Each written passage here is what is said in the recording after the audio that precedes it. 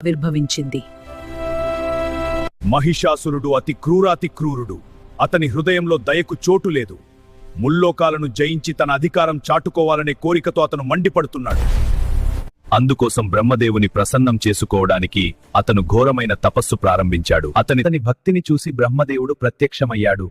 మహిషాసురా, నీ తపస్సు నన్ను ప్రసన్నం చేసింది.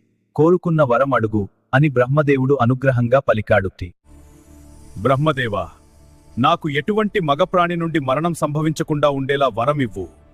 ఎలాగూ నాకు శక్తిహీనులైన ఆడవాళ్లంటే భయం లేదు. మహిషాసురుడి మాటలు విన్న బ్రహ్మదేవుడు అతని తపస్సును గౌరవించాడు. నీకు మగ ప్రాణిచేత మరణం సంభవించదు అని వరం ప్రసాదించాడు. బ్రహ్మదేవుని వరంతో అహంకారం మరింత పెరిగింది. మహిషాసురుడు యజ్ఞాలు చేసే ఋషులను హింసించాడు. వేదపఠనాలు చేసే పండితులను చంపేశాడు. ధర్మాన్ని నాశనం చేస్తూ శివకేశవుల పూజను కూడా